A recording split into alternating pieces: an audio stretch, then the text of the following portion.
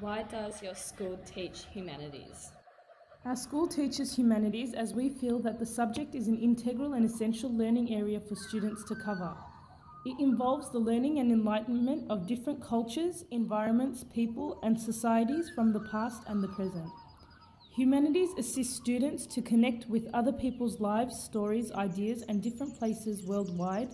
Therefore, understanding history and providing students with these learning opportunities allow them to develop into individuals who are aware and informed of their past and present, as well as develop skills that are essential for them to live in a community and society.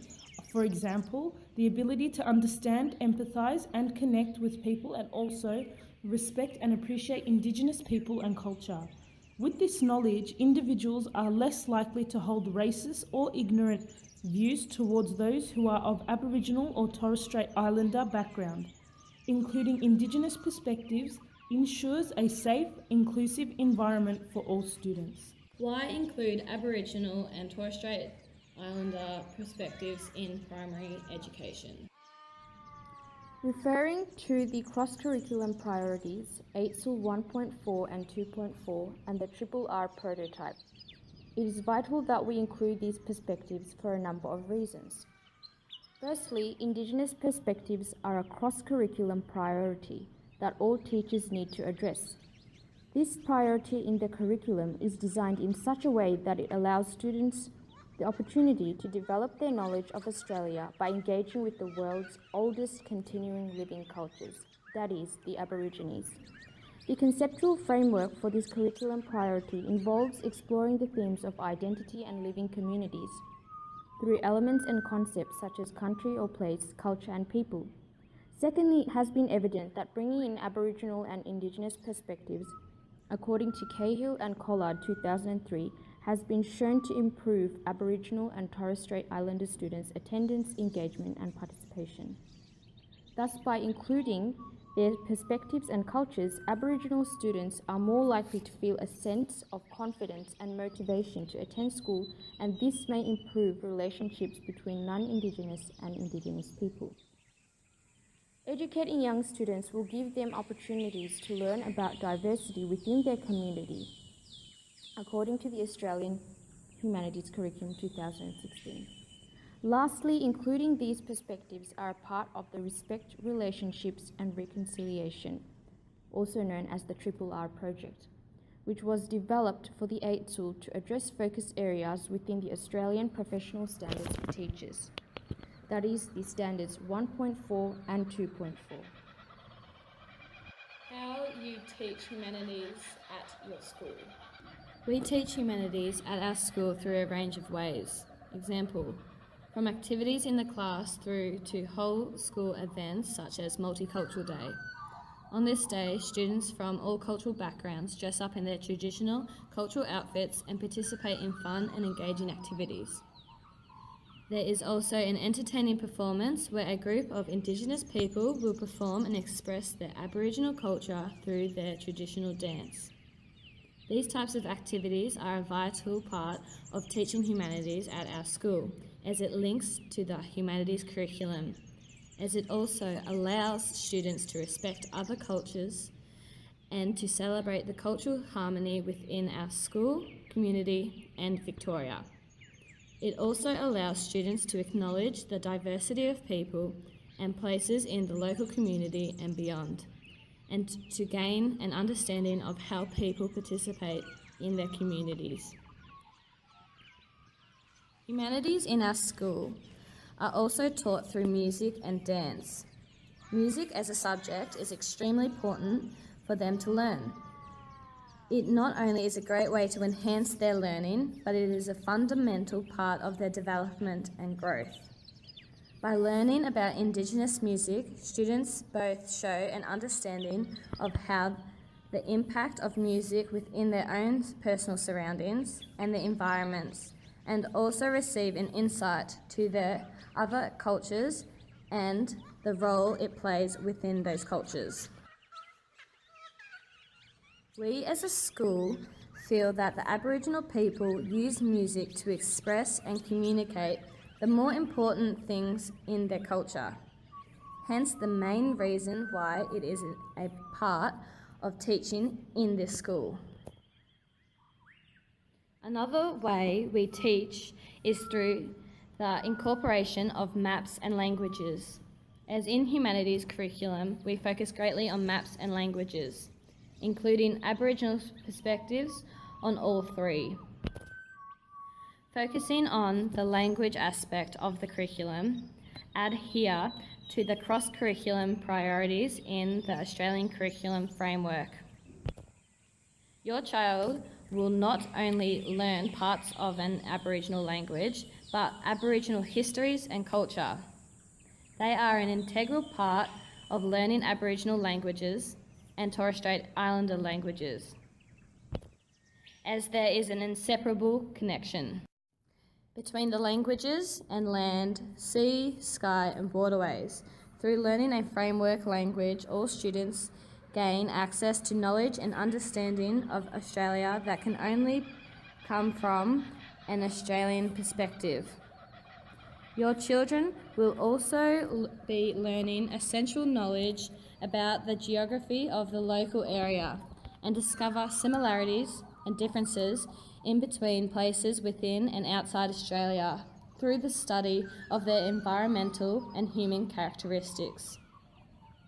This section of the curriculum will also develop students' understanding of place, space, environment and interconnections.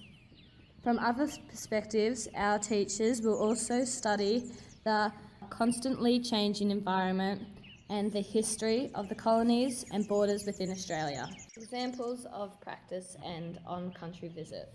Excursions play a central role in our school. We use excursions in our school to make the learning in our classrooms real. The two excursions that we usually take our students to are the Woodlands Historic Park and Footscray Memorial Gardens in Maribyrnong. The Woodlands Historic Park by Parks Victoria is led by an Indigenous person or advocate. It provides a great opportunity for all students, whether Indigenous or non-Indigenous, to help them to really understand the Aboriginal and Torres Strait Islander people's culture, life and society prior to the settlement period. One of the main activities that students complete is the walking tour of the Woodlands Historic Park. This links to the Humanities curriculum as it offers hands-on experience through exploring, discovering and investigating the Woodlands Historic Park. For example, students investigate the life of Indigenous Australians living near the Moonee Ponds Creek. They begin to form questions like, what was this place called, why they chose this place, and what significance did this place have? Who were gatherers and hunters? What type of housing they had, why they burnt a particular area when they left. There are also other significant places in the park like the Murrup Gurrong Yon Spiritual Creek and Wiruna Cemetery. This excursion also allows them to investigate other humanities areas, white settlement through the homestead, and to honour Hume and Hovell, who camped at this site on December 1824. Students will learn about geography, locality and mapping.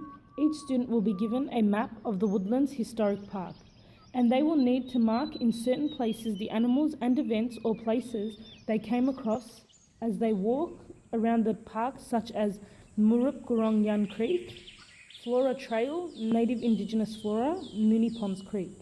For revegetation, Homestead from the 1800s, Living Legends Home for Retired Horse, Chaffee's Bridge from the 1950s, Wiruna Cemetery, which has great significance to the Maori people. Students will need to look out for kangaroos and rosella, certain native bush on the list. Students will see the airport and planes fly by at a very close range as they had to land over the Woodlands Historic Park. Teachers will generate discussions about environmental change, settlement change and environmental issues including cause and effect, etc. during this excursion. The excursion to Footscray Memorial Gardens in Maribyrnong will allow students to deepen and connect their learning and understanding of the significances of World War I and World War II and the contributions made by the Indigenous and non-Indigenous Australians in the military. Through this excursion, they will also understand the service and sacrifice of both Indigenous and non-Indigenous Australians, veterans, and the role these people have played in the development of our nation. The gardens also provide students a learning opportunity which will immerse the students to a rich environment that provides plenty of participation and engagement. Overall, both these excursions connect well with the curriculum, particularly the cross-curriculum priorities as well as the professional standards 1.4 and 2.4. These standards 1.4 are strategies for teaching Aboriginal and Torres Strait Islander students, so designing and implementing effective teaching strategies that are responsive to the local community and cultural setting, linguistic background and histories of Aboriginal and Torres Strait Islander students. As well as 2.4, understand and respect Aboriginal and Torres Strait Islander people to promote reconciliation between Indigenous and non-Indigenous Australians. Provide opportunities for students to develop understanding of and respect for Aboriginal and Torres Strait Islander histories, cultures and languages. Assessing and celebrating students' work. Our school is proud of the work that our students produce, and we endeavour to celebrate their achievements whenever we can. Weekly assemblies with the whole school are often environments for presentations by class groups to perform or share their learning experiences with their peers. It is important to us that we celebrate our students' work so that they gain an interest in their learning and feel appreciated for their effort. According to Churchill, people are more likely to be motivated if their esteem needs are satisfied, as well as their other basic needs. Therefore, by allowing children to feel a sense of achievement, they are more likely to try learn further. Nevertheless, our school has also established a day called Parent Visiting Day, where parents are invited to come to the school during school hours to look at their child's work. The work would be displayed on the walls, and this may consist of 3D projects, stories written by the younger students, and many more. Other examples of celebrating students' work are from Multicultural Day, where teachers put up photos in classrooms of students dressed up in clothes from their chosen cultural background. Students' writings will also be hung up on the walls so that parents are able to see them when they come to visit. Teachers may also put images of students on the school website with parents' consent.